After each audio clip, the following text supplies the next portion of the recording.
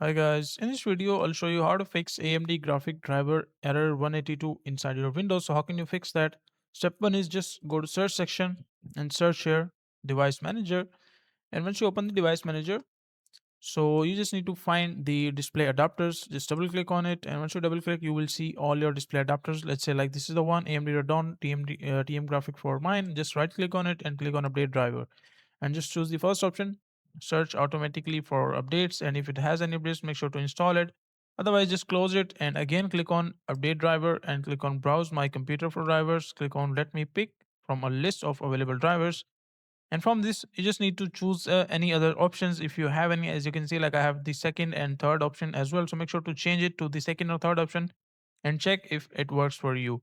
Now the next thing that you can try if you still face the issue, so you can just search here update and go to check for updates, and inside this section Windows updates basically, let me just close it. So inside this section, as you can see, if you have any updates make sure to update it, update all the windows. You can also check any optional updates. You can turn it on, get the latest updates as soon as possible.